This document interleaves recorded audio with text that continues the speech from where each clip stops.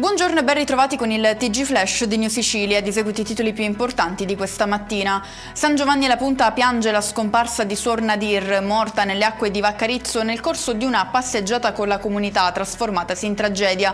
Il gruppo di religiose si trovava in acqua quando, a causa delle forti correnti, è stato trascinato improvvisamente al largo.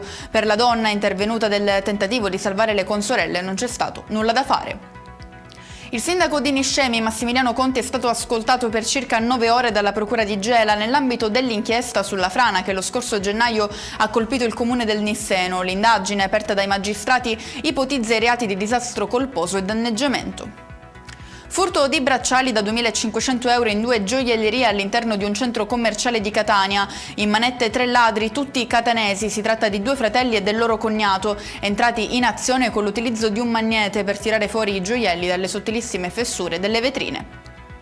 Contributi a fondo perduto per gli autotrasportatori, per le aziende agricole e per le imprese di pesca con l'obiettivo di fronteggiare il caro carburante. È quanto prevede l'emendamento del governo regionale presentato questa mattina a Palazzo dei Normanni dal presidente della regione Renato Schifani e dal presidente dell'ARS Gaetano Galvagno, insieme a una rappresentanza di armatori siciliani.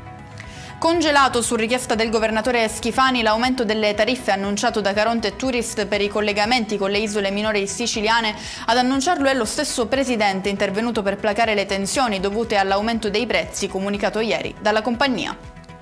E con questo è tutto, prossimo appuntamento stasera alle 19:30. Grazie per averci seguito, buon proseguimento di giornata.